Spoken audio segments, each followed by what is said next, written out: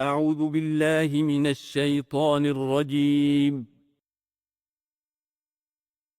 بسم الله الرحمن الرحيم.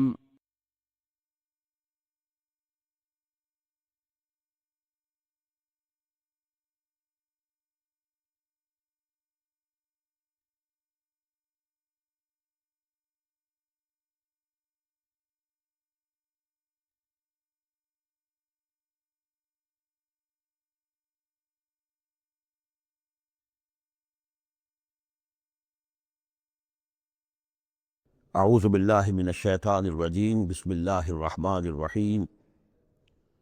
جند ما ہنالک محزوم من الاحزاب کذبت قبلہم قوم نوح وعاد وفرعون ذو الاوتاد وثمود وقوم لوط واصحاب الایکۃ اولئک الاحزاب ان کل الا کذب الرسل فحق عقاب صدق اللہ العظیم۔ یہ بھی ایک لشکر ہے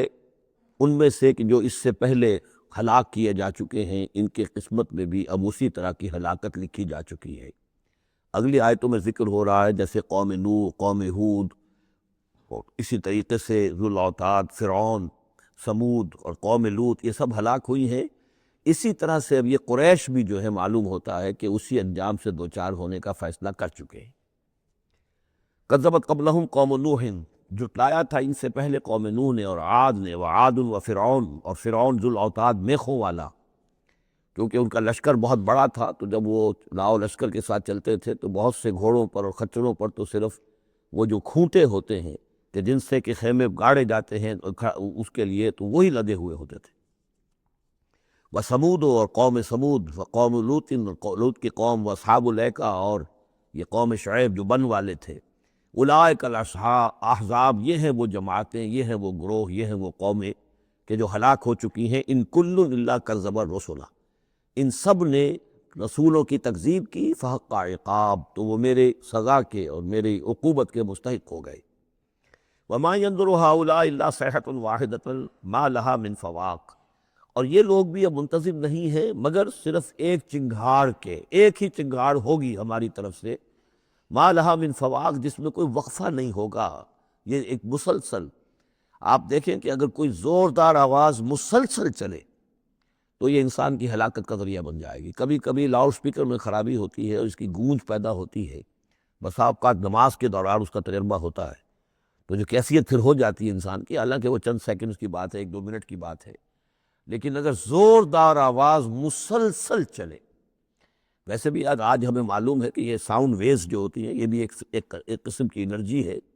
اور ان ساؤنڈ ویوز کے ذریعے سے بھی اور یہ سارے کا سارا جو نظام ہے درم برم ہو سکتا ہے۔ یہ اگر اتنی زوردار ویوز ہو تو ان سب کو توڑ پھوڑ کر رکھ دیں گے جو کہ مادی یہ اس وقت عالم ہے۔ تو ان وما ينظر هؤلاء، بل اللہ تعالیٰ کو کوئی اور بہت بڑا کوئی کام کرنے کی ضرورت نہیں ہوتی قوموں کو ہلاک کرنے کے لیے، ایک چنگھاڑ، وما ينظر هؤلاء الا صيحة واحدة ما لها من فواق، لیکن وہ رکے گی نہیں، بیچ میں دم نہیں لے گی، مسلسل۔ وقالوا ربنا عجل لنا قطنا قبل یوم الحساب، اور وہ کہہ رہے ہیں، اور یہ وہ استہزان کہا کرتے تھے کہ پروردگار یہ جو محمد کہہ رہا ہے صلی اللہ علیہ وسلم کہ ہمارا کوئی حساب کتاب ہونا ہے، تو جو ہماری بیلنس شیٹ ہے وہ ہمیں ابھی دے دے، یوم الحساب سے پہلے ہمیں تو ابھی وہ ہمارا بتا دے کہ کیا ہماری بیلنس شیٹ ہے۔ قطنا، چٹھی ہماری، پچھلے زمانے میں جو چٹھے بنتے تھے، کاروبار کا سالانہ چٹھا بنتا ہے کہ یہ آمد، یہ خرچ اور یہ بچت، ربنا عجل لنا، جلدی دے دے ہمیں، لنا قطنا، ہماری چٹھی، ہمارا کریڈٹ اور ڈیبٹ بیلنس جو ہے، بیلنس شیٹ دے دے، قبل یوم الحساب، اس یوم الحساب سے پہلے۔ اصبر علی ما یقولون، اے محمد صلی اللہ علیہ وسلم آپ صبر کیجئے جو کچھ یہ کہہ رہے ہیں۔ وذکر عبدنا داود، اور آپ تو ذرا تذکرہ کیجئے داود کا، ہمارے بندے داود کا، ذل عید، جو بڑی قوت والا تھا، انہو اواب، اور ساتھ ہی وہ بہت ہی رجوع کرنے والا تھا اللہ کی جناب میں۔ انا سخرنا الجبال معه، ہم نے تو اس کے ساتھ پہاڑوں کو مسخر کر دیا تھا، یسبحن بالعشی والاشراق، جو اس کے ساتھ ہی تسبیح کرتے تھے، اس کی آواز میں آواز ملا کر، شام کو بھی اور صبح کے وقت بھی۔ والطیر معشورا، اور پرندے بھی کہ جو جمع کر دیے جاتے تھے، یہ ان کے ساتھ مل کر حمد کے ترانے الاپتے تھے۔ کل لہ اواب، یہ سب کے سب اللہ کی طرف رجوع کرتے تھے، یا یہ کہ یہ سب کے سب رجوع کرتے تھے حضرت داؤد کی طرف، اور پھر داؤد جو ہیں وہ گویا کہ ان سب کے ساتھ اللہ کی جناب رجوع کرتے تھے۔ وَشَدَدْنَا مُلْكَهُ وَآتَيْنَاهُ الْحِكْمَةَ وَفَصْلَ الْخِطَابَ، اور ہم نے اس کی جو حکومت تھی اسے خوب مضبوط کیا تھا، اور ہم نے اسے حکمت عطا کی تھی اور فصل الخطاب بھی عطا کیا تھا، یعنی فیصلہ کن بات کہنے کی صلاحیت، ایسی بات کہی جائے جس سے کہ لوگ سب مطمئن ہو جائیں کہ ہاں یہ بات ٹھیک ہے، فیصلہ کن بات ہو، دو ٹوک ہو، اور یہ کہ سب کے لیے موجب اطمینان ہو۔ وَهَلْ أَتَاكَ نَبَأُ الْخَصْمِ، اب یہ جو 3-4 واقعات اس صورت میں آ رہے ہیں یہ مشکلات القرآن میں سے ہیں۔ اس کی وجہ یہ ہے کہ یہ ہیں واقعات، لیکن ان کی یہاں پہ صرف اشارے کنائے میں قرآن نے تذکرہ کیا ہے۔ ان کی تفصیل کے لیے اگر ہم رجوع کرتے ہیں تورات کی طرف تو وہاں ہمیں کچھ قصے ایسے ملتے ہیں کہ جو انبیاء کی شان سے پوری طرح مطابقت نہیں رکھتے، لہذا ایک بہت ہی یوں سمجھیے کہ ایک ہمارے لیے شش و پنج کا مسئلہ ہے کہ مفسرین واقعہ تو اس طرح کا ہے، معلوم ہوتا ہے کہ کہیں کو خطا ہوئی ہے اور ہو جاتا ہے، آخر نبی اور رسول جو ہے وہ بھی سب اللہ کے بندے تھے، اور اللہ تعالیٰ کی طرف سے خصوصی حفاظت ان کی ہوتی تھی، وہ معصوم ہوتے تھے بئی معنی، یہ نہیں کہ ان کے اندر کوئی غلطی کا رجحان ہی کبھی پیدا نہیں ہو سکتا تھا، وہ تو اگر یہ رجحان ہی پیدا نہ ہوتا تو فرشتے ہوتے، پھر وہ انسان نہ رہتے، جب تک وہ انسان تھے تو اس رجحان کے پیدا ہونے کی نفی ہم نہیں کر سکتے، لیکن یہ کہ اللہ انہیں بچا لیتا تھا، روک لیتا تھا۔ تو وقت کے اوپر بچا لینا، روک لینا، جیسے حضور کے بارے میں آتا ہے کہ آپ اپنی وہ نوجوانی کے دور میں حضور فرماتے کہ 2 مرتبہ میں نے ارادہ کیا کہ وہ جو میلے ہوتے تھے جہاں پر کچھ وہ قصے کہانیاں ہوتی تھیں، وہاں پر فوش گوئی بھی ہوتی تھی، شاعر جو ہے وہ ایسے ایسے اپنے قصیدے سناتے تھے، اپنے معاشقوں کی تفاصیل بیان کرتے تھے، تو 2 مرتبہ حضور کہتے ہیں میں نے ارادہ کیا کہ میں بھی ان میں جاؤں، دیکھوں کیا ہوتا ہے، وہاں پہ میں بھی شریک ہوں، لیکن دونوں مرتبہ یہ ہوا کہ فاصلے پر ہوتا ہوگا، ظاہر بات ہے کہ عین مکے میں تو نہیں تھا وہ، تو جیسے عکاس کا بازار جو ہے وہ ذرا فاصلے پر لگتا تھا، تو راستے ہی میں کہیں تھوڑی دیر آرام کرنے کے لیے بیٹھے ہیں اور نیند آ گئی ہے، ساری رات سوتے رہے، صبح آنکھ کھلی ہے، تو اللہ تعالیٰ نے بچا لیا کہ وہاں جانے کی شکل ہی پیدا نہیں ہوئی، حالانکہ ابھی نبوت آپ کو، یعنی ویسے تو نبی پیدائشی نبی ہوتے ہیں، نبوت تو حضور فرماتے ہیں کہ مجھے مل چکی تھی جبکہ ابھی آدم کی روح جو ہے وہ ان کے جسد میں پھونکی نہیں گئی تھی، وَالْآدَمُ بَيْنَ الروح والجسد، تو عالم ارواح میں بھی نبی کی روح جو ہے وہ تو اپنی اسی امتیازی شان کے ساتھ تھی، لیکن یہ کہ نبوت کا ظہور ہوا ہے جب آپ کی عمر 40 برس کی ہوئی ہے، لیکن اس سے پہلے بھی بچپن میں بھی اور لڑکپن میں بھی اور اس کے بعد آگے جو ہے جوانی اور نوجوانی میں بھی اللہ پوری طرح حفاظت کرتا ہے، لیکن حفاظت کا مطلب یہی ہے کہ کوئی غلط بات کا ارادہ اگر پیدا ہو بھی جائے کسی وجہ سے تو اللہ تعالیٰ ایسے انتظامات کر دیتا ہے کہ اس کی تکمیل کی نوبت نہیں آتی۔ اب یہ جو ایک واقعہ ہوا ہے حضرت داؤد علیہ السلام کا، اس کے پیچھے جو قصہ بیان کیا گیا ہے جو تورات میں ہے، وہ تو یہ ہے کہ ان کی بہت سی بیویاں تھیں، یہ جو تعدد ازدواج 4 کی پابندی تو حضور کی شریعت میں آ کر ہوئی ہے، ورنہ اس سے پہلے تو آپ کو معلوم ہے بادشاہ لوگ جو ہوتے تھے ان کے حرم ہوتے تھے بڑے بڑے، تو حضرت داؤد علیہ السلام کا بھی بڑا حرم تھا، بیویاں تھیں بہت سی، لیکن اسی اثنا میں انہیں کسی اور عورت کے بارے میں ان کے دل میں خیال پیدا ہو گیا، رغبت ہوئی، اس سے وہ شادی کرنے کی خواہش پیدا ہوئی، اور وہ کسی شخص کے نکاح میں تھی۔ اس خیال کا دل میں آنا جو ہے بس اس کے اوپر ٹوکنے کے لیے کہ تم کیا سوچ رہے ہو، یہ غلط بات سوچ رہے ہو، اللہ تعالیٰ نے ایک شکل پیدا کر دی۔ وَهَلْ أَتَاكَ نَبَأُ الْخَصْمِ، اور کیا تمہارے پاس آ چکی ہے 2 دعوے داروں کی خبر، یعنی کچھ لوگ آئے تھے جن کا ایک مقدمہ تھا، ان کی خبر، استصوروا المحراب، جبکہ انہوں نے دیوار پھلانگ کر محراب میں، حجرے میں جہاں حضرت داؤد علیہ السلام اللہ کی عبادت میں یاد میں مشغول تھے وہاں پہنچ گئے، پہرے داروں وغیرہ سے سب سے بچ کر فصیل کو یا دیوار جو تھی اس کو پھلانگ کر آ گئے، اس دخلوا علی داؤد، اب جب وہ وہاں وہ تنہا اللہ کی یاد میں تھے، انہوں نے دیکھا اللہ داؤد نے یہ 2 اشخاص آ گئے ہیں، ففزع منہم، تو وہ ڈرے ان سے کہ پتہ نہیں کس نیت سے آئے، کس ارادے سے آئے ہیں، 2 انسان ہیں، قالوا لا تخف، انہوں نے کہا کہ آپ ڈریں نہیں، خصمان بغى بعضنا علی بعض، ہم 2 ہیں ایک دوسرے کے مقابلے کے فریق، خصم کہتے ہیں جو ایک دوسرے کے بالمقابل ہوں، مخالف، ہم 2 مخالف ہیں، بغى بعضنا علی بعض، ہم میں سے کسی نے دوسرے پر زیادتی کی ہے، فاحکم بیننا بالحق، تو ہمارے مابین حق کے ساتھ فیصلہ کیجیے، ولا تشتت، اور دیکھیے اسے ٹالیے نہیں، آپ کہیں کہ کل آنا پرسوں آنا، یہ نہیں، یہ معاملہ ہمارا بڑا ایمرجنسی والا ہے، فوری طور پر ہم چاہتے ہیں کہ آپ ہمیں بتائیں، وَاهْدِنَا إِلَىٰ سَوَاءِ الصِّرَاطِ، اور سوائے الصراط، اور ہمیں پھر ہدایت دیجیے سیدھے راستے کی طرف کہ کیا کون سی شکل بہتر ہے، کون سا راستہ صحیح ہے۔ إِنَّ هَٰذَا أَخِي، اب یہ جو مدعی تھا وہ کہہ رہا ہے یہ میرا بھائی ہے، لَهُ 99 نعجة، اس کے پاس 99 دمبیاں ہیں، یعنی اس کا جو ہے بہت بڑا جو ہے ریوڑ ہے اس کے پاس، وَلِيَّ نَعْجَةٌ وَاحِدَةٌ، میری ایک ہی دمبی ہے۔ اصل میں اس تورات کے واقعے کو اگر ہم سمجھیں تو اس کا مطلب یہ ہے کہ ایک شخص کے پاس 99 بیویاں ہیں، میرے پاس صرف ایک بیوی ہے۔ فقال اکفلنیہا، اب وہ کہہ رہا ہے کہ یہ بھی مجھے دے دے، وعزنی فی الخطاب، اور اس نے مجھے دبا لیا ہے، یعنی دباؤ ڈال رہا ہے مجھ پر، پریشرائز کر رہا ہے۔ جو گفتگو کرتا ہے تو بڑے زوردار انداز میں کرتا ہے۔ قال لقد ظلمک بسؤالک، بسؤال نعجتک الی نعاجہ، حضرت داؤد نے فوراً کہا کہ یہ تو بڑی ظلم کی بات ہے، واقعتاً اس نے بہت ظلم کیا تمہارے اوپر، کہ تمہاری دمبی جو ہے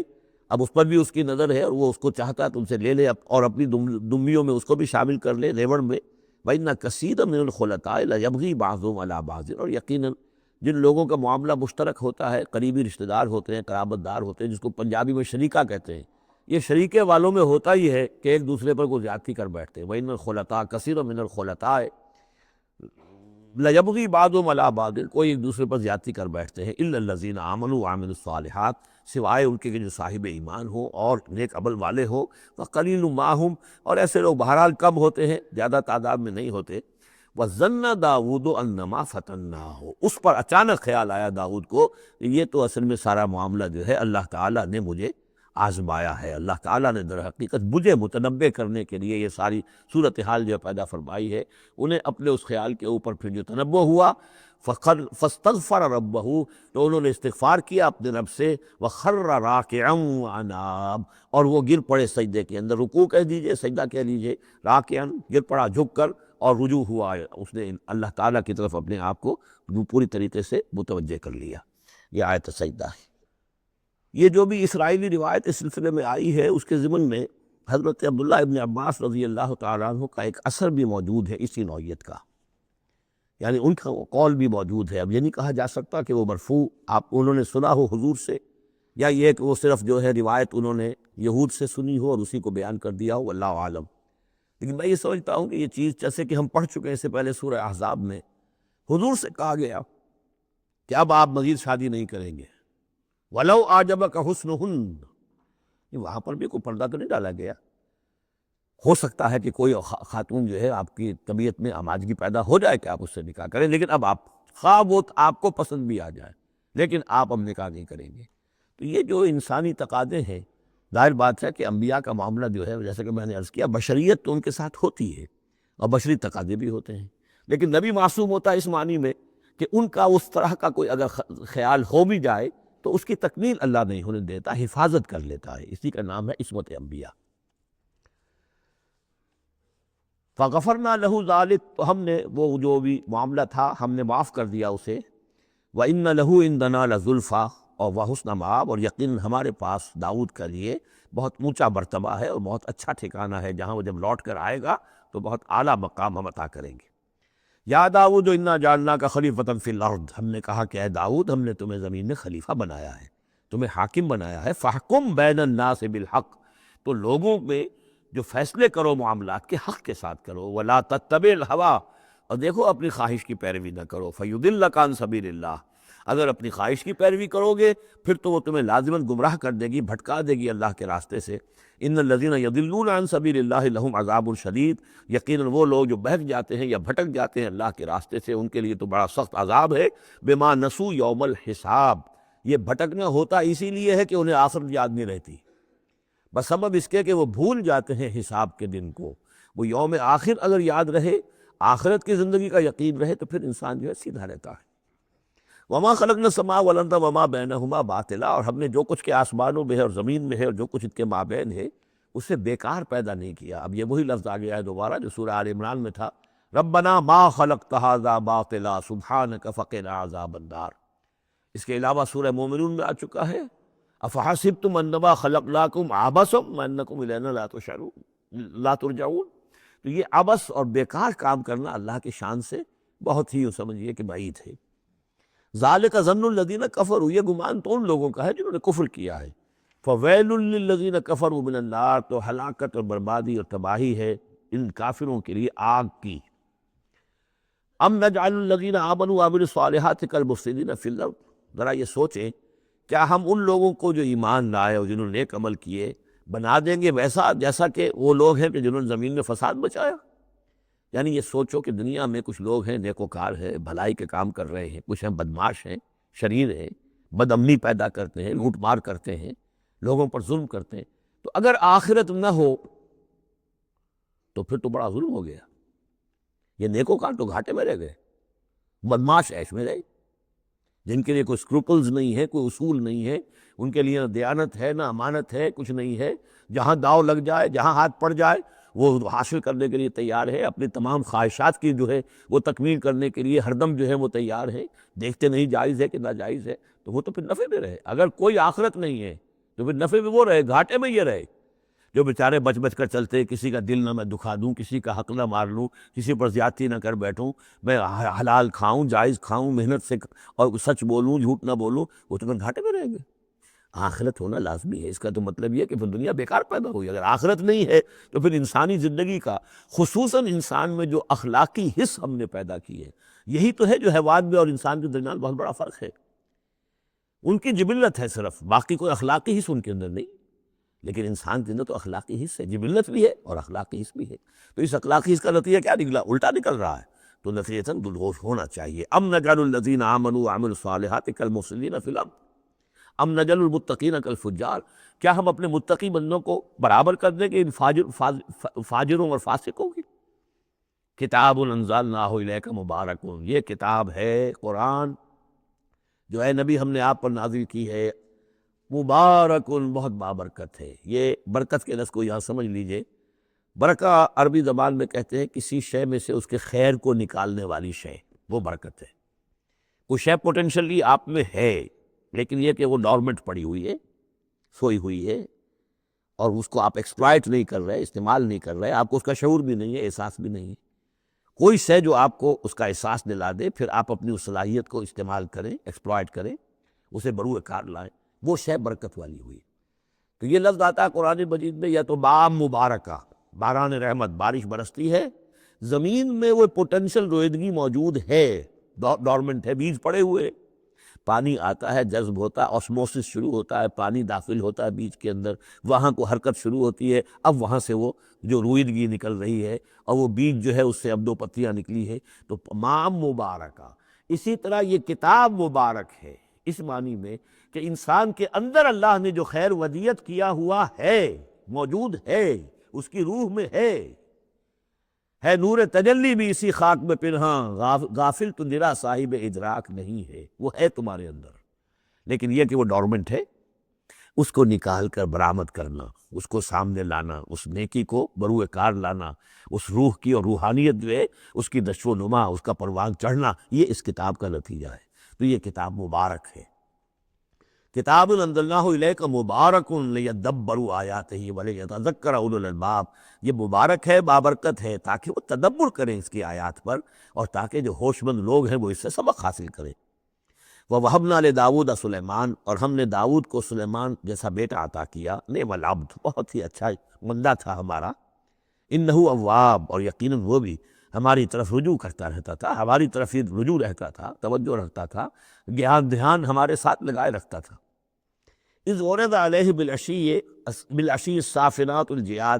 جب یہ کہ شام کے وقت ان کے سامنے پیش کیے گئے، یعنی جیسے انہوں نے پہلے ہم پڑھ چکے ہیں کہ انہوں نے اپنی فوجوں کی انسپیکشن کی تھی، تو وہ فوجیں کہ جو انسانوں کی بھی تھی، جنوں کی بھی تھی، یوزعون، ان کی ریجیمنٹس بنائی گئی تھی، بٹالینز بنائی گئی تھی، اس میں پرندے بھی تھے۔ اسی طریقے سے اب یہ جو گھوڑے رکھے ہوئے تھے جہاد کے لیے، ظاہر بات ہے کہ گھوڑے، کیولری جو ہے وہ تو زمانے میں اصل شے تھی، تو اس کو انہوں نے جو شام کے وقت انسپیکشن پریڈ کوئی ہوئی گھوڑوں کی، تو وَإِذْ عُرِضَ عَلَيْهِ بِالْعَشِيِّ الصَّافِنَاتُ الْجِيَادُ، تو بہت ہی عمدہ، بہت اعلیٰ نسل والے، بہت عمدہ جو گھوڑے تھے، ان کو اس کے سامنے پیش کیے گئے، معائنہ کر رہے تھے حضرت سلیمان۔ فَقَالَ إِنِّي أَحْبَبْتُ حُبَّ الْخَيْرِ عَنْ ذِكْرِي، عن ذکر ربی، ہوا یہ کہ اس میں کوئی دیر ہو گئی، شام کا وقت تھا، اور سورج جو ہے وہ غروب ہو گیا، عصر کی نماز ان کی قضا ہو گئی، جیسے کہ حضور کی عصر کی ایک نماز قضا ہوئی تھی غزوہ احزاب میں، اور اس پر حضور نے لعنت فرمائی تھی پھر کفار پر، کہ ان کی وجہ سے ہماری آج عصر کی نماز، اور خاص طور پر جس کو صلاۃ الوسطیٰ عام طور پر چونکہ گمان ہے، وہ آج ہماری قضا ہو گئی، تو عصر کی نماز ان کی قضا ہو گئی۔ تو انہوں نے کہا کہ مجھے یہ جو حب الخیر، یہ خیر ہے نا، یہ گھوڑے جو ہیں، یہ خیر ہے، دولت ہے، ایک آدمی کی بہت اچھی جو ہے پونجی ہے، اس کی محبت نے، انی احببت حب الخیر عن ذکر ربی، میں اس کی محبت میں اتنا مصروف ہو گیا، اتنا مشغول ہو گیا کہ اپنے رب کا ذکر جو ہے وہ بھول گیا، حتیٰ توارت بالحجاب، حتیٰ توارت الشمس بالحجاب، یہاں گویا کہ سورج کا لفظ محذوف ہے، یہاں تک کہ سورج جو ہے وہ تو چھم گیا، اوٹ میں آ گیا۔ ردوہا علیہ، تو اس میں انہوں نے کہا کہ ذرا واپس لاؤ ان گھوڑوں کو۔ فطفق مسم بالسوق والاعناق، تو اب وہ لگا تلوار مارنے ان کی گردنوں پر اور ان کے پیروں پر۔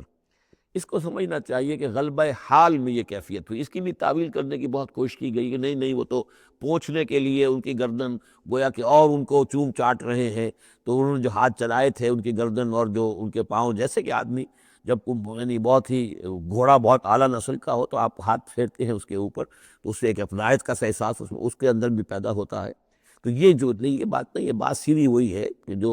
یعنی خام خواہ اس میں ضرورت نہیں ہے، جیسے کہ غلبہ حال کسی وقت ہو جاتا ہے، خام خواہ تعویل کی کیا ضرورت ہے؟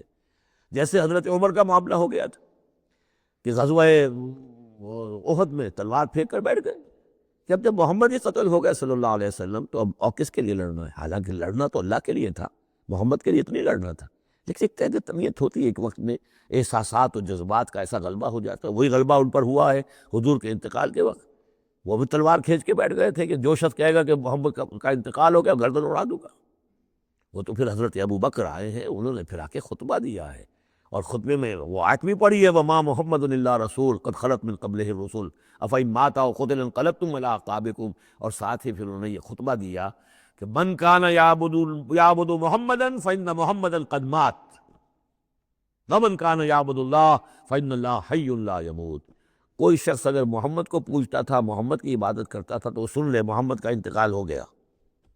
اور جو کوئی اللہ کو پوجتا تھا اور اللہ کی بندگی کرتا تھا، اس کو جان لینا چاہیے اللہ پر کبھی موت واقع نہیں ہوگی، وہ زندہ رہنے والا ہے۔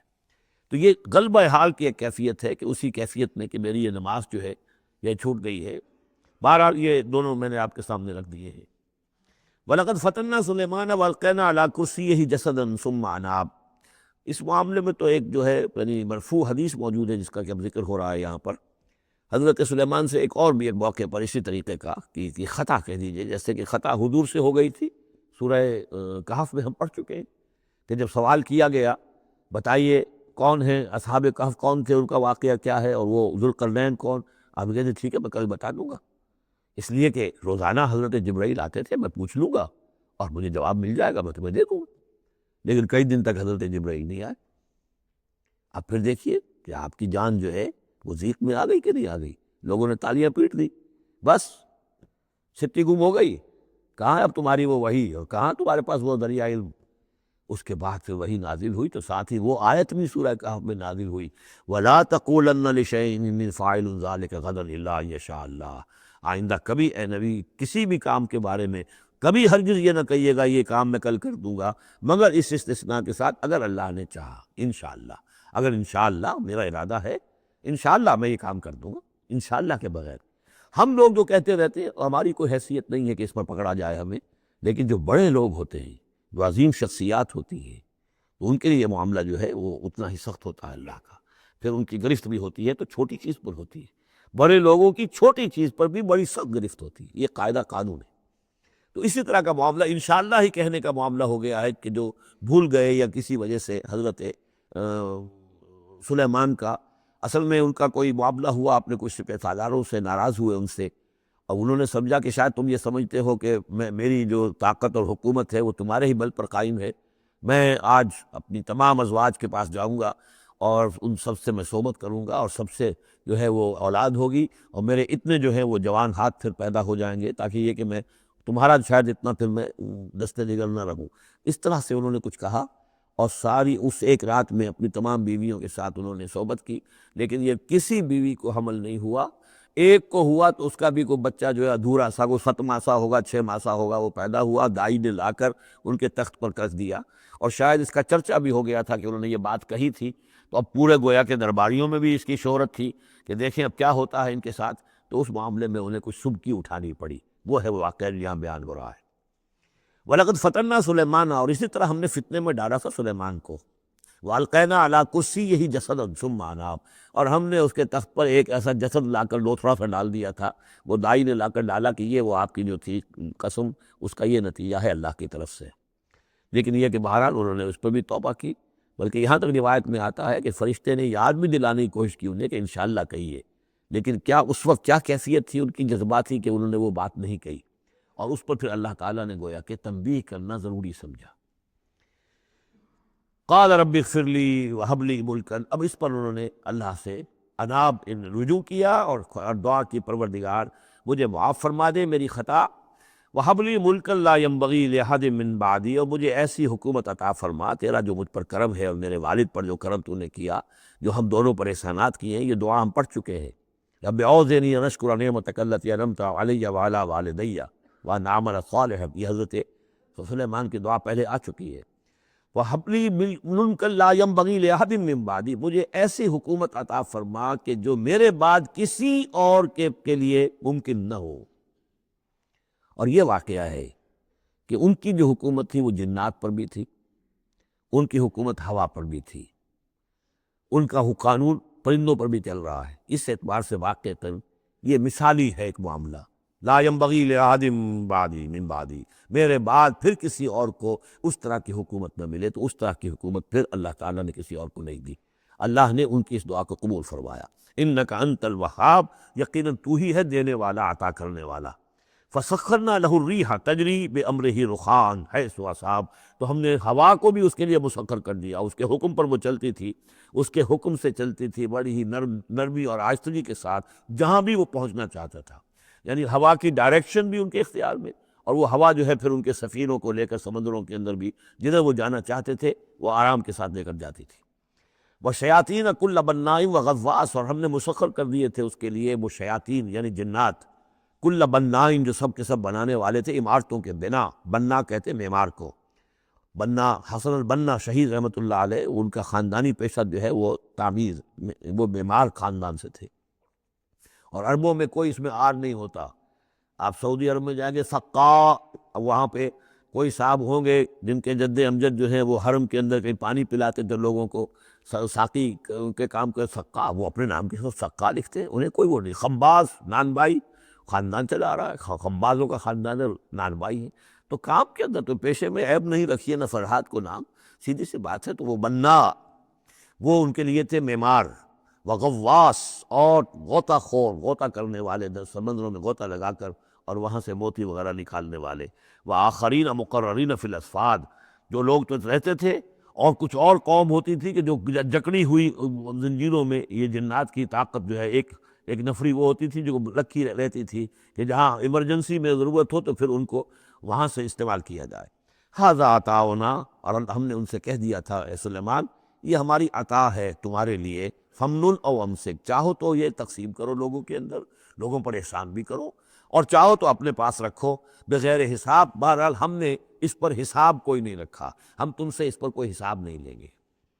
وَإِنَّ لَهُ عِندَنَا لَزُلْفَىٰ وَحُسْنَ مَآبٍ، اور یقیناً اس کے لیے ہمارے پاس بہت اونچا رتبہ بھی ہے اور بہت عمدہ ٹھکانہ بھی ہے، جب وہ لوٹ کر آئیں گے تو ان کو وہاں پر بہت عمدہ ٹھکانہ ملے گا۔ وَاذْكُرْ عَبْدَنَا أَيُّوبَ إِذْ نَادَىٰ رَبَّهُ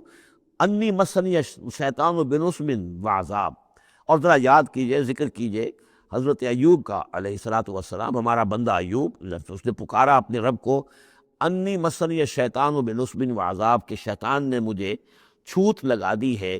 بڑی تکلیف اور ایذا اور تکلیف، اور اس کی بیماری تھی، جلدی کوئی بیماری تھی جس کی وجہ سے سارا جسم جو ہے گل گیا تھا، اور اس درجے اس میں کوئی تعفن بھی تھا، کیڑے بھی پڑ گئے تھے کہ ان کی اہلیہ، بیوی، بچے ایک وقت تک تو انہوں نے خدمت کی، جب تک کی پھر بعد میں آ کر سب ہمت ہار کر ان کو چھوڑ کر چلے گئے تھے۔ تو گویا کہ اس قسم و پرسی کے عالم میں پھر انہوں نے یہ دعا کی، تو اللہ تعالیٰ نے فرمایا کہ ارکض برجلک، ذرا اپنا پاؤں مارو زمین پر، ھذا مغتسل، یہ اب تمہارے اس ایڑی کے جو زور سے جو چشمہ ہم نے نکال بہایا ہے، یہ تمہارے نہانے کے لیے ہے، بارد و شراب، ٹھنڈا ہے اور پینے کے لیے بھی ہے۔ تو شاید جس کو ہم کہتے ہیں گندھک کا کوئی چشمہ نکل آیا ہو، جو کہ جلدی امراض کے لیے چشمے ہوتے ہیں جہاں جاتے ہیں لوگ، جلدی امراض کے لوگ جا کر وہاں جا کر نہاتے ہیں تو اس سے شفا ہوتی ہے، تو اللہ نے اس کے اندر وہ شفا ان کے لیے رکھ دی، وہ ٹھیک ہو گئے۔ وَوَهَبْنَا لَهُ أَهْلَهُ وَمِثْلَهُم مَّعَهُمْ، اب پھر ان کی اولاد بھی اور ان کی اہل و عیال سب واپس بھی آ گئے، اور یہ کہ مزید بھی ہم نے انہیں اور اہل و عیال عطا کیے، مِثْلَهُم مَّعَهُم رحمتًا منا، یہ سب ہماری جانب سے رحمت کا مظہر تھا، وذکریٰ، اور یاد دہانی اور نصیحت، لِأُولِي الْأَلْباب، ہوش مند لوگوں کے لیے۔ وَخْفِضْ بِيَدِكَ رِزْقًا، کسی موقع پر اپنی بیوی سے ناراض ہو کر ان کہا تھا کہ میں تمہیں 100 کوڑے لگاؤں گا یا 100 تمہیں ماروں گا کمچیاں، تو غصے میں آ کر اب وہ قسم کھا لی اس کے اوپر. لیکن یہ کہ اب جب ٹھیک ہو گئے، بیوی بھی آ گئی، اب کیا کریں، وہ اس قسم توڑیں یا اس قسم کا کیا شکل کریں؟ تو اللہ نے اس کے لیے بھی انہیں ایک شکل بتا دی کہ سیکوں کا ایک تھبا لے لو، جیسے جھاڑوਆਂ ہوتی تھی پرانے زمانے میں، تو اس میں وہ 100 اگر سیکے ہیں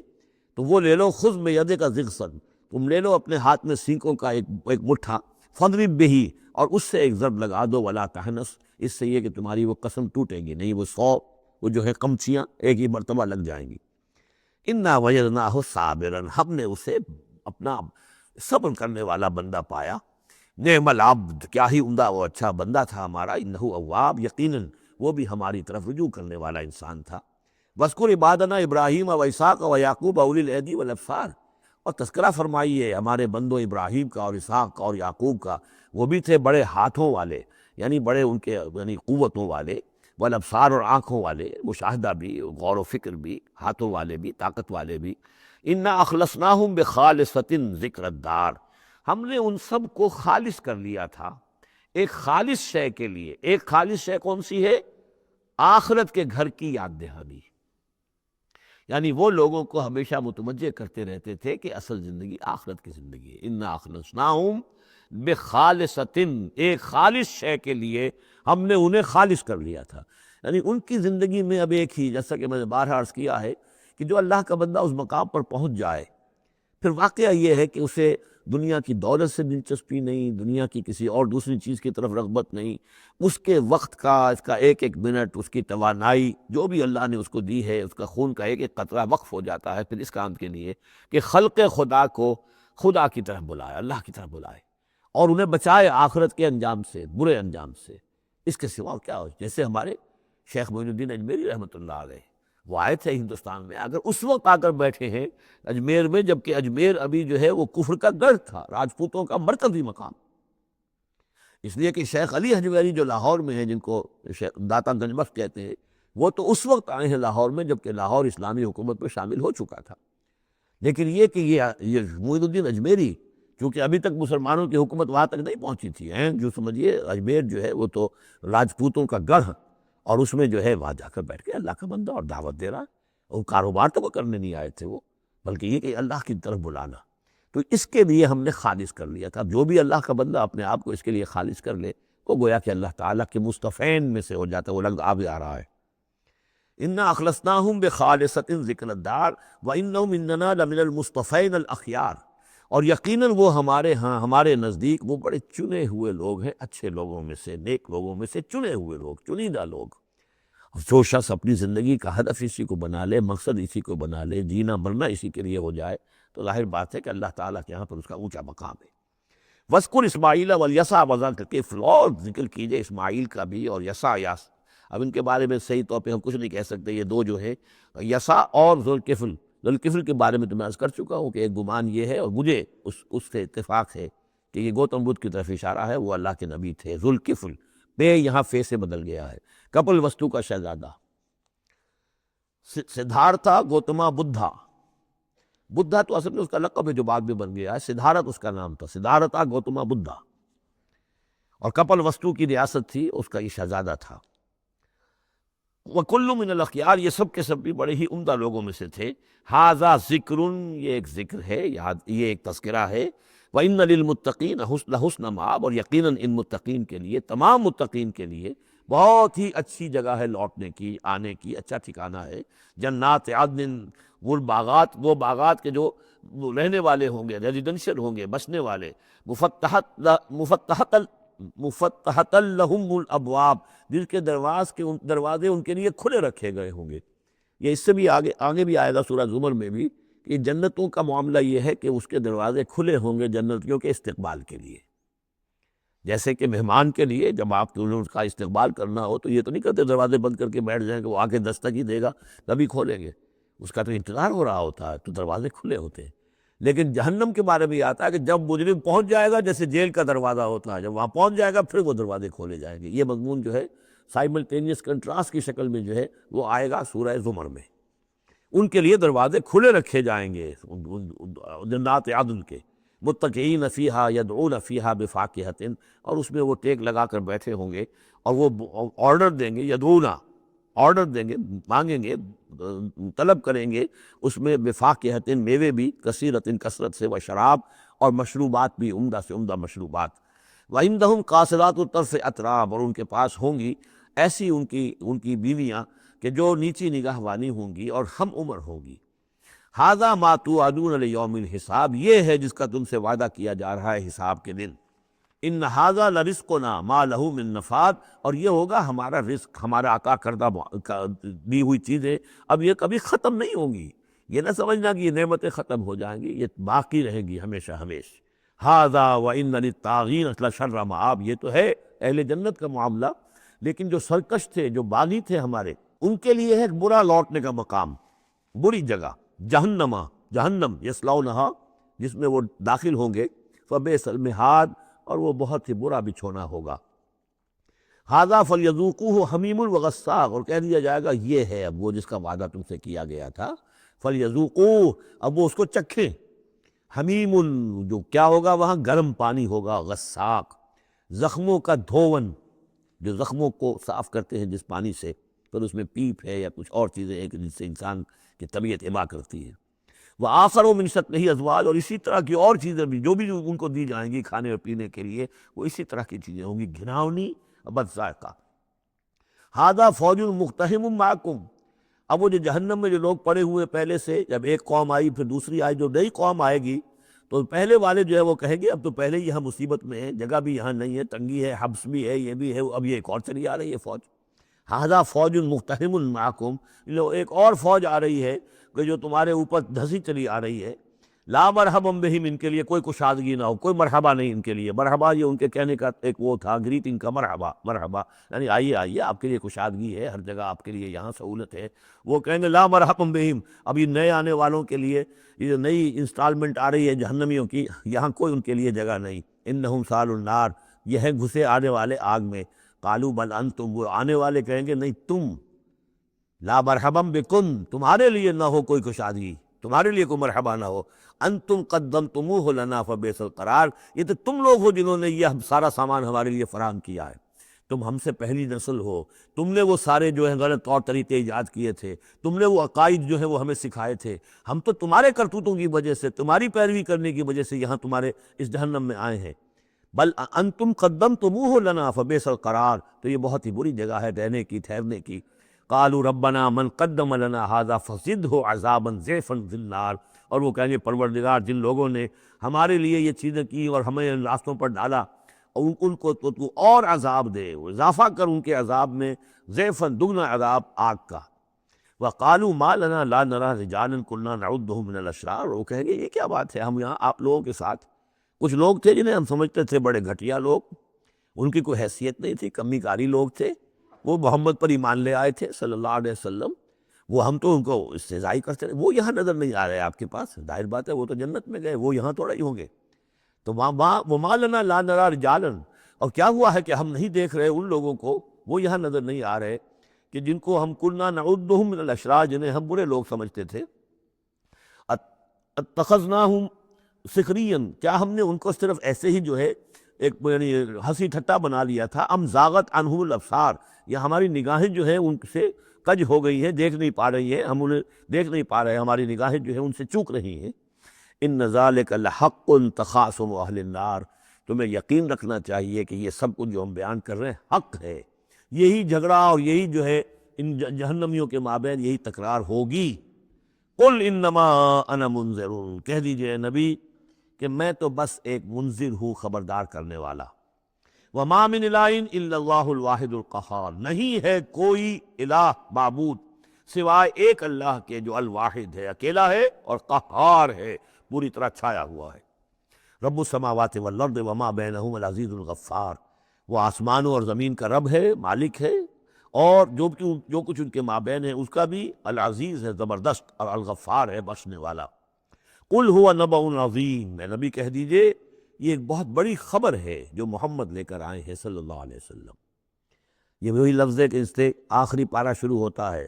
اما یتساءلون عن النبأ العظیم الذی هم فیہ مختلفون، کلا سیعلمون ثم کلا سیعلمون ھذا نبأ قل ھو نبأ عظیم انتم عنہ معرضون، اور تم اس سے اعراض کر رہے ہو، بہت بڑی خبر ہے تمہارے لیے یہ بہت ہی فیصلہ کن بات ہے، لیکن یہ کہ تم اعراض کر رہے ہو۔ ما کان لی من علم بالملأ الاعلی اذ یختصمون، اور مجھے کچھ معلوم نہیں ہے کہ ملأ اعلیٰ میں کیا اختلافات ہو رہے ہیں۔ یہ لفظ نوٹ کر لیجئے، اس کا ذکر سورہ زمر میں بھی آئے گا کہ فرشتوں کی آراء بھی مختلف ہوتی ہیں، اور وہ بھی کسی کی رائے ہوگی کہ اب عذاب بھیج دیا جانا چاہیے، کوئی سوچتا ہوگا کہ نہیں ابھی اور تاخیر ہونی چاہیے، تو اس طرح سے آپس میں کچھ گفتگو کرتے ہیں۔ ہوتا وہ ہے جو آخری فیصلہ اللہ کرتا ہے، لیکن ظاہر بات ہے کہ وہ بھی عاقل ہستیاں ہیں، تو ان کا بھی ان کے ہاں جو ہے وہ کوئی آراء ہوتی ہے، تو آراء کے اندر کبھی کبھی اختلاف بھی ہو جاتا ہے۔ ما کان لی من علم بالملأ الاعلیٰ، میرے پاس کوئی علم نہیں ہے ملأ اعلیٰ میں فرشتے جو ہیں وہ کس کس چیز میں اختلاف کر رہے ہیں۔ اذ یوحی الی ان یوحی الی الا انما انا نذیر مبین، مجھے تو بس یہ میری طرف وحی کیا گیا ہے کہ میں ہوں صرف واضح طور پر خبردار کر دینے والا۔ اذ قال ربک للملائکۃ انی خالق بشرا من طین، اب مصحف میں یہ آخری اور 7ویں مرتبہ یہ قصہ ابلیس و آدم آ رہا ہے، 7th time and the last time۔ جب کہا تھا آپ کے رب نے فرشتوں سے کہ میں بنانے والا ہوں ایک بشر من طین، ایک انسان بنانے والا ہوں مٹی سے، فَإِذَا سَوَّيْتُهُ، جب میں اس کی تخلیق مکمل کر لوں، درست کر دوں، ٹھیک بنا چکوں، نک سک سے درست کر دوں، اس کو فنیشنگ ٹچز دے دوں، تسویہ اس معنی میں آتا، تخلیق تسویہ۔ سبح اسم ربک الاعلیٰ الذی خلق فسویٰ والذی قدر فہدیٰ، تو تخلیق کے بعد تسویہ، یہ وہاں انشاءاللہ اس پر تفصیل سے بات ہوگی۔ فَإِذَا سَوَّيْتُهُ، جب میں اسے پورا بنا لوں، وَنَفَخْتُ فِيهِ مِن رُوحِی، اور اس میں میں اپنی روح میں سے پھونک لوں، فَقَعُوا لَهُ سَاجِدِینَ، تو گر پڑنا اس کے سامنے سجدے میں۔ اب یہ روح ہی کو ضرور نوٹ کیجئے، اور فَإِذَا سَوَّيْتُهُ وَنَفَخْتُ فِيهِ مِن رُوحِی فَقَعُوا لَهُ سَاجِدِینَ، تو گویا کہ مسجود ملائک ہونا آدم کا اس روح ربانی کی بنیاد پر ہے۔ اس سے پہلے وہ آدم جو بھی کچھ ہے، جب تک کہ روح نہیں پھونکی گئی ہے اس وقت تک وہ مسجود نہیں ہے۔ اس کا رتبہ مقام جو بھی ہے وہ اس روح ربانی کی وجہ سے جو اس میں پھونکی گئی۔ فسجد الملائکۃ کلھم اجمعون، یہ آیت جو کہ تو پہلے بھی آ چکی ہے، کس قدر زور ہے، سجدہ کیا تمام فرشتوں نے سب کے سامنے جمع ہو کر، اکٹھے ہو کر، الا ابلیس، نہیں کیا ابلیس نے، استکبر وکان من الکافرین، اس نے استکبار کیا، گھمنڈ کیا، اور وہ کافروں میں سے ہو گیا یا کافروں میں سے تھا، پہلے ہی سے اس میں کفر تھا، چھپا ہوا تھا، تکبر تھا، چھپا ہوا تھا، اب وہ کفر اور تکبر جو وہ سامنے آ گیا، جیسے منافقین کا نفاق غزوہ احزاب کے موقع پر ان کی زبانوں پر آ گیا۔ قال یا ابلیس ما منعک ان تسجد لما خلقت بیدی، اور کہا اللہ نے اے ابلیس کیا ہوا تجھے، کس چیز نے منع کیا، کس چیز نے روکا کہ تو سجدہ نہ کرے اس کو جسے میں نے اپنے دونوں ہاتھوں سے بنایا ہے۔ اب یہ یدیہ جو ہے یہ خاص طور پر قابل غور ہے، دونوں ہاتھوں سے بنانے سے کیا مراد ہے؟ یا تو قرآن میں ایدی بھی آتا ہے، اپنے ہاتھوں سے، ایدی نہ، تو وہ تخلیق جو ہم نے ان کے لیے جو بنائے ہیں، چوپائے بنائے اپنے ہاتھوں سے بنائے ہیں، ہم لہا مالکون، یہ سورہ یاسین میں آ چکی، لیکن دونوں ہاتھوں سے بنانا میرے نزدیک اس کا مطلب یہ ہے کہ دو عالم جو ہیں، عالم خلق اور عالم امر، ان دونوں کو اللہ نے جمع کیا ہے آدم میں اور انسان میں۔ ایک ہی ہستی ہے اللہ، الا لہ الخلق والامر، خلق اور امر دونوں اسی کے ہیں، یہ دونوں عالم اسی کے تسلط میں ہے، اسی کی حکومت قائم ہے، امر پر بھی، عالم امر اور عالم خلق پر بھی۔ اب فرشتہ صرف عالم خلق سے متعلق ہے، اس کا اس عالم امر سے متعلق ہے، اس کا کوئی وہ حیوانی جسد نہیں ہے، اس کی کوئی بھوک نہیں ہے، اس کو کوئی پیاس نہیں ہے، اس میں کوئی نر اور مادہ نہیں ہے، ان کے کوئی جنسی جذبہ کچھ نہیں، عالم امر کی شے۔ باقی یہ جنات ہیں، ان کے اندر یہ سارا عالم خلق کی شے، ان میں روح کا سوال ہی نہیں۔ باقی جتنے بھی حیوانات ہیں عرضی، یہ عالم خلق کی شے ہیں۔ انسان واحد مخلوق ہے اللہ کی جس میں پھر دونوں چیزیں آ کر جمع ہوئی ہے کہ عالم خلق سے ہے اس کا حیوانی وجود، یہ جسم جو بنا ہے، یہ مٹی سے بنا ہے، اور لیکن اس کے اندر اللہ نے لا کر وہ امانت جو ہے عالم امر کی روح، وہ جو ہے اس کے اندر پھونکی ہے۔ انا عرضنا الامانة على السماوات والارض والجبال فابین ان یحملنها واشفقن منها وحملها الانسان، اس میں بھی میں یہ بات عرض کر چکا ہوں۔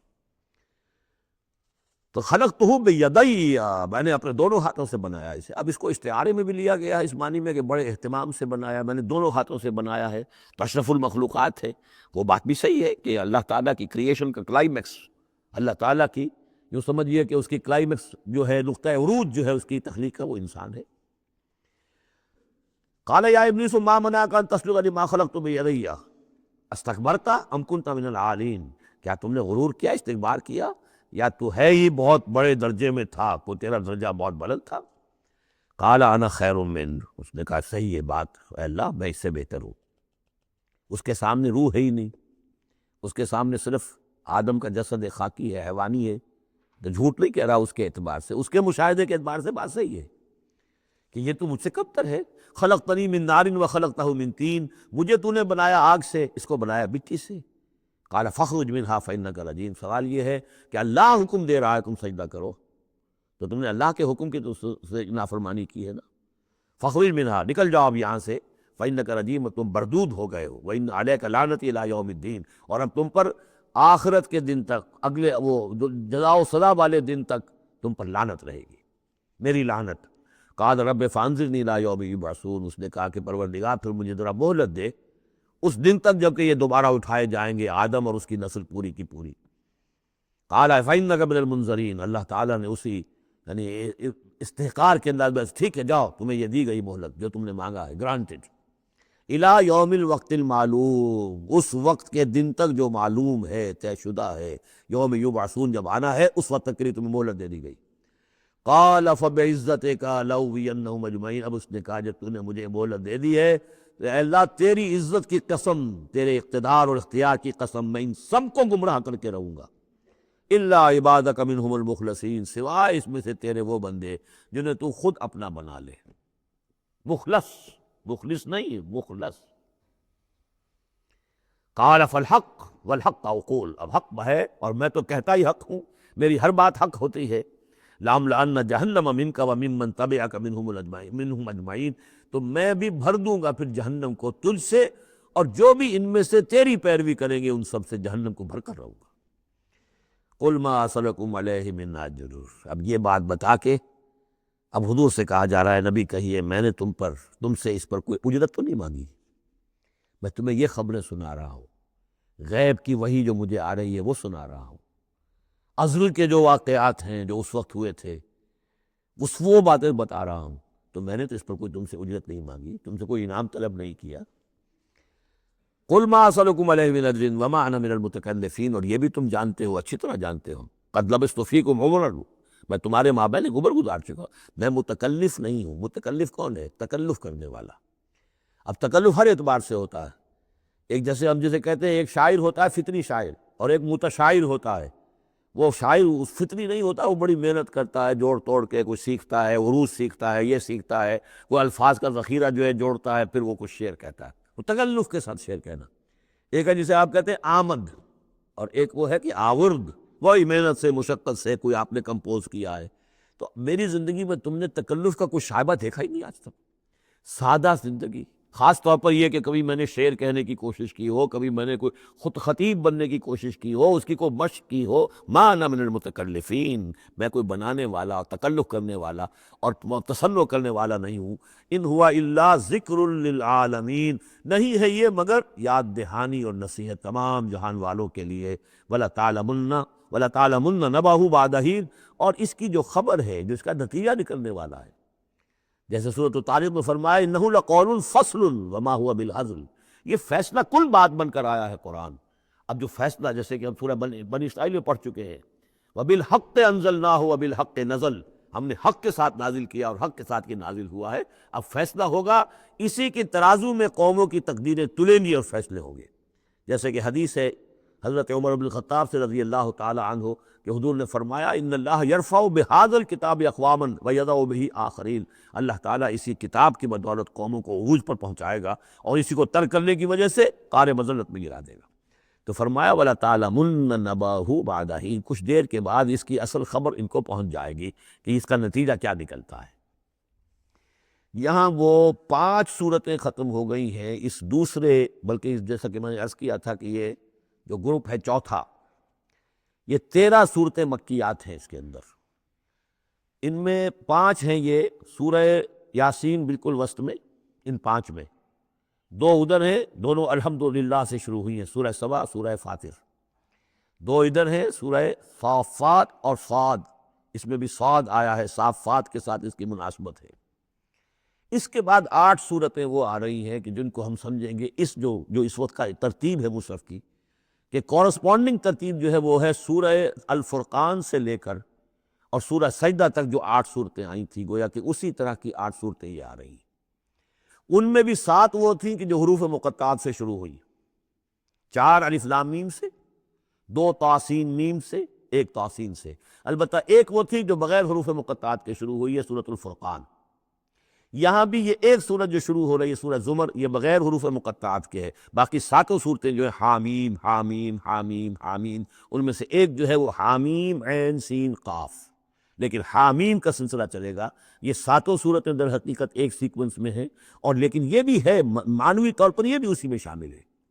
اور ان میں سے اب یہ سمجھ لیجئے کہ جو پہلی 4 صورتیں ہیں ان کا مرکزی مضمون ہے توحید عملی۔ ایک ہے توحید عقیدے کی توحید، اللہ کو ایک ماننا اکیلا، لا ضد لہ ولا ضد لہ ولا مثل لہ ولا مثال لہ ولا مثیل لہ، اس کے جیسا کوئی نہیں ہے، نہ صفات کے اعتبار سے نہ ذات میں، کوئی اس کا کفو نہیں ہے، لم یلد ولم یولد، یہ سب کیا ہے؟ یہ عقیدہ ہے۔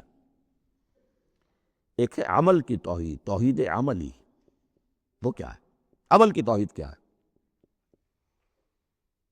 توحید سے العلم عمل، اور جس کو کہ امام ابن تیمیہ رحمۃ اللہ علیہ نے ایک اور بڑی خوبصورت اصطلاح استعمال کی ہے، توحید فی الطلب، توحید فی العقیدہ اور توحید فی الطلب۔ وہ طلب جو ہم پڑھ چکے ہیں سورہ حج میں، ضعف الطالب والمطلوب، یہ طالب و مطلوب کا جو ریلیشن شپ ہے، ہر انسان کا کوئی نہ کوئی مطلوب ہے، کوئی آئیڈیل ہے، کوئی آدرش ہے، کسی کے لیے وہ جی رہا ہے، کسی مقصد کے لیے۔ ایک انسانوں کی عظیم اکثریت ہے جو حیوانی سطح پر زندگی گزار رہے ہیں، جن کا کوئی مقصد زندگی ہے ہی نہیں۔ انسٹنکٹس، جیسے کہ حیوانات ہیں، پیٹ میں بھوک لگی ہے وہ کھائے گا، ادھر ادھر منہ مارے گا۔ اسی طریقے سے اس کا جنسی جذبہ، اس کا ایک نظام ہے، اس کے تحت ہی ہوتا ہے۔ اس میں جنسی جذبہ اس طرح کا بھی نہیں ہے کہ بعض انسان جو ہے وہ سور بن جاتے ہیں جنسی اعتبار سے، وہ نہیں، ان کے یہاں ان کا ایک نظام ہے، بس انسٹنکٹ کے تحت ہے چل رہا۔ تو جو لوگ صرف کسی پر کھانا پینا اور بچے پیدا کرنا، ان کو پال دینا، اگر یہ کام کر رہے ہیں، کوئی ان کی زندگی میں مقصد ہے ہی نہیں، تو وہ نرے حیوان ہے، انسان ہے ہی نہیں۔ اولئک کالانعام بل ھم اضل، وہ چوپایوں کے مانند ہے بلکہ ان سے نگاہ گزرے۔ انسان کہلانے کا مستحق کم سے کم وہ شخص ہے جس نے زندگی میں کوئی نہ کوئی مقصد معین کیا ہو۔ کس لیے جینا ہے، کس لیے مرنا ہے، زندگی کائے کے لیے؟ وہ مقصد تو کیا ہے؟ اصل میں تو کیا تھا؟ اپنے رب کو چاہو، اس سے محبت کرو، اس کو مطلوب بناؤ، تمہارا مطلوب صرف اللہ ہو، لا مطلوب الا اللہ، لا مقصود الا اللہ، لا محبوب الا اللہ۔ یہ تھا جس کے لیے تمہیں جینا تھا، اسی کے لیے تمہیں مرنا تھا۔ ان صلاتی و نسکی و محیای و مماتی للہ رب العالمین۔ جس شخص کی یہ توحید نہیں ہے وہ عقیدے کی توحید لیے پھرے، عمل میں مشرک ہے، شرک فی العمل، جس کا تذکرہ پہلے بھی ہو چکا ہے، لیکن ان صورتوں میں اب ایک بڑے سیکوینس کے ساتھ آئے گی بات۔ ویسے وہ آیت ہم پڑھ چکے ہیں، ارأیت من اتخذ الہہ ہواہ افانت تکون علیہ وکیلا، اے نبی آپ نے اس شخص کو دیکھا جس نے اپنی خواہش نفس کو اپنا معبود بنا لیا، تو کیا آپ ایسے شخص کی ذمہ داری لیں گے؟ وہ کہتا تو ہے اپنے آپ کو میں موحد ہوں، اپنی خواہشات نفس، اپنے نفس کے کسی مطالبے کو پورا کر رہا ہے۔ یہ دیکھے بغیر کہ اللہ نے اس کو حلال کیا یا حرام کیا ہے، تو اس کا معبود تو اس کا نفس ہے، اللہ کہاں ہے؟ ہاں اللہ کے لیے بھی جا کے نماز پڑھ لیتا ہے، لیکن دوسری طرف وہ نفس کو اپنا معبود بنا کر شرک کر رہا ہے۔ کہتا ہے لا الہ الا اللہ، تعویذ وہ اس کے جو ہے باقاعدہ تسبیح کر رہا ہے، ضربے لگا رہا ہے، جبکہ اس کا معبود اس کا نفس ہے۔ اسی طریقے سے حدیث میں آیا تعیس عبد الدینار و عبد الدرہم، ہلاک ہو جائے یا ہلاک ہو گیا درہم و دینار کا بندہ۔ نام عبد الرحمن ہے، حقیقت میں عبد الدینار ہے، اس لیے کہ دینار کے لیے حلال و حرام کی ساری اس نے تقسیم ختم کر دی ہے۔ ڈالر آئے، پیٹرول ڈالر آئے، کچھ اور آئے، دولت آئے، چاہے حلال سے آئے، حرام سے آئے، جائز سے آئے، ناجائز سے آئے، یہ تو پھر معبود کون ہوا؟ دولت۔ ہندو میں اور آپ میں فرق کیا ہے؟ ہندو نے دولت کی دیوی بھی بنا کر ایک رکھ لی ہے، وہ لکشمی بائی ہے ان کی، اس کو پوجتے ہیں، دنڈوت کرتے ہیں، اس کی کرپا ہو جائے گی تو دولت ہو جائے گی۔ ہم نے کہا ہٹاؤ اس تکلف کو، اس لکشمی بائی کو ہٹاؤ، سیدھے دولت کو پوجو، تو دولت کے پجاری تو ہم ہیں۔ یہ جو توحید ہے، توحید عملی، اس کا جو پہلا نقطہ ہے اللہ کی بندگی کی توحید، توحید فی العبادت، بندگی صرف اللہ کی ہو، یعنی کل کی کل اطاعت اس کے لیے ہو، باقی اطاعت اس کی اطاعت کے تابع ہو۔ باپ کا حکم مانو، ہاں، جو شریعت کے خلاف نہ ہو مانو، ماں کا مانو، استاد کا مانو، حاکم کا مانو، مانو، جو حکم اللہ کے حکم کے منافی نہ ہو۔ لا طاعت لمخلوق فی معصیت الخالق، مخلوق میں سے کسی کی اطاعت نہیں ہوگی جس سے کہ خالق کی معصیت لازم آ رہی ہے۔ اگر یہ نہیں ہے اور مخلوق میں سے کسی کی بھی اطاعت آپ نے قبول کر لی ہے جس میں کہ خالق کی معصیت آ رہی ہے تو یہ شرک ہے، چاہے وہ مخلوق آپ کا اپنا نفس ہو، چاہے وہ کوئی حکام ہو، چاہے وہ کوئی اور ادارہ ہو، کوئی بھی ہو، وہ سب طاغوت ہیں۔ تو پہلی یہ سورہ زمر ہے، اس میں آپ دیکھیں گے کس تکرار کے ساتھ بات آ رہی ہے، اللہ کی بندگی، لیکن اس کے لیے اپنی اطاعت کو خالص کرتے ہوئے بندگی۔ چند آیتیں اس کی ہم پڑھ لیتے ہیں، ویسے یہ کہ وقت بہت کم ہے۔ بسم اللہ الرحمن الرحیم، تنزیل الکتاب من اللہ العزیز الحکیم۔ اگلی صورت شروع ہوگی تنزیل الکتاب من اللہ العزیز العلیم، صرف اتنا فرق ہوگا، یہ دونوں صورتیں جوڑے کی ہیں، آپس میں جوڑا ہے، حکیم اور علیم کا فرق ہے صرف۔ تنزیل الکتاب من اللہ العزیز الحکیم، تنزیل الکتاب من اللہ العزیز العلیم۔ اور یہاں حامیم نہیں ہے، وہاں سے حامیم شروع ہو جائے گا، جیسے سورۃ الفرقان بغیر حروف مقطعات کے ہے، باقی ساتوں صورتیں جو تھیں وہ ہم گن چکے ہیں وہ حروف مقطعات سے۔ اس کتاب کا اتارا جانا ہے اس اللہ کی طرف سے جو العزیز ہے، زبردست ہے، اور الحکیم ہے، کمال حکمت والا۔ انا انزلنا الیک الکتاب بالحق، اے محمد ہم نے آپ پر یہ کتاب اتاری ہے حق کے ساتھ۔ فَاعْبُدِ اللَّهَ مُخْلِصًا لَهُ الدِّينَ،